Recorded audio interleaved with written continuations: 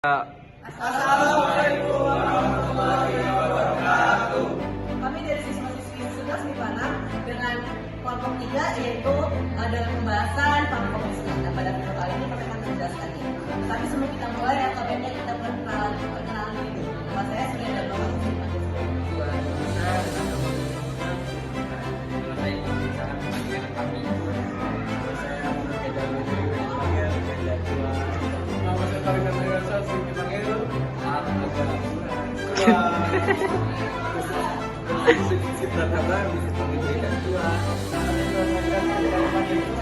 dan ada satu lagi bayi tapi tidak masuk.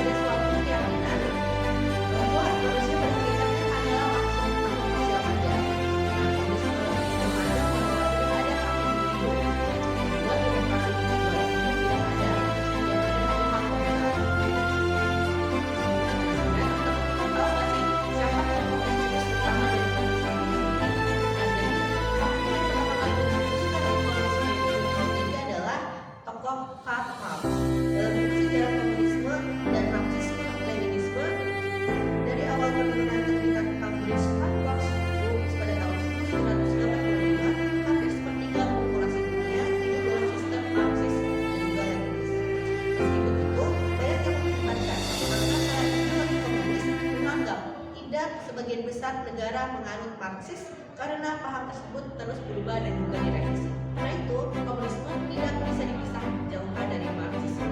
Nah, paham komunisme itu sendiri berhasil di negara terbelakang dengan kemiskinan endemik, contohnya seperti Kekaisaran Rusia dan juga Republik Cina.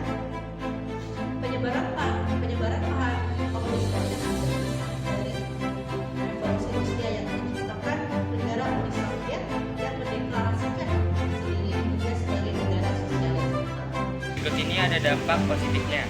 Yang pertama, ada kesetaraan di setiap individunya, sehingga tidak ditemukan individu yang merasa lebih unggul ataupun lebih rendah.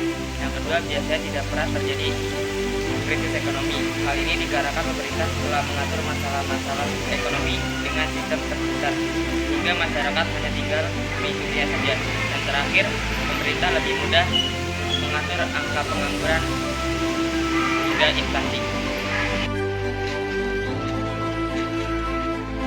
Berikut ini adalah efek negatifnya. 1. Tidak ada keyakinan dan kepercayaan kepada Tuhan yang menjadi salah satu alasan dibentuknya komunisme oleh Karl Marx. Kedua, hak asasi manusia tidak ada nilai sehingga masyarakat yang tertindas. Ketiga, masyarakat tidak mempunyai kebebasan individu. Semua hal telah diatur oleh pihak pemerintahan. Keempat, pemerintah melakukan kegiatan monopoli yang tentunya berdampak sangat merugikan masyarakat. Kelima, motivasi setiap individu berkurang untuk dapat menjadi pribadi yang lebih baik. Hal ini disebabkan karena mereka tidak mempunyai usaha sendiri. Meskipun mereka telah bekerja keras, posisi mereka akan tetap sama dengan orang lain. Nah, sekarang tuh negara yang menganut komunisme di dunia.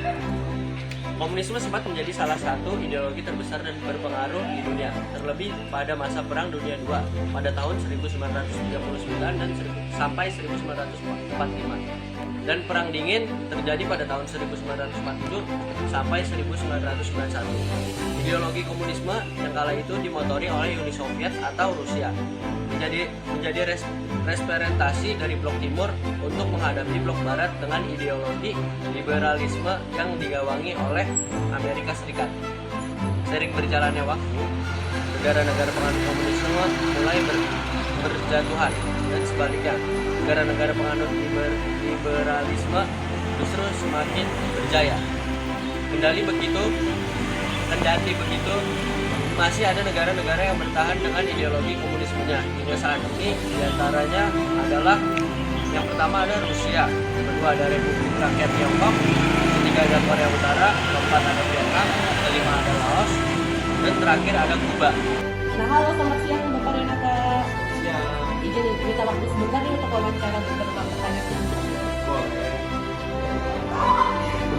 Nah, jadi langsung saja masuk ke pertanyaan pertama nih Pak.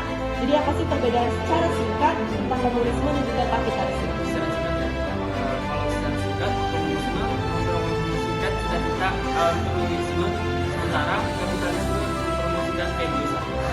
Nah, oke, berarti itu dia tadi perbedaan secara singkat ini.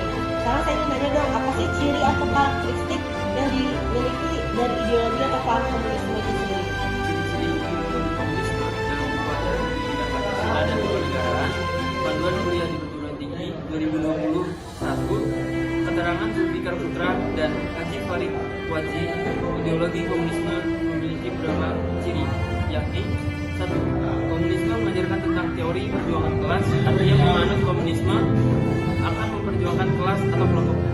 Contoh, kaum proletariat yang melawan kaum kapitalis atau tuan tanah. Yang kedua, kepemilikan barang menjadi milik bersama. Salah satu ciri yang paling dikenal dari komunisme adalah kepemilikan barang secara komunal atau umum. Penganut komunisme tidak membiarkan seseorang memiliki barangnya sendiri atau menguasai barangnya. Yang ketiga, kepentingan kelompok lebih penting dalam paham komunisme. Kepentingan individu tidaklah penting karena mereka lebih mengutamakan kepentingan bersama, yakni negara atau kelompoknya. Yang keempat, evolusinya menjalar ke seluruh dunia.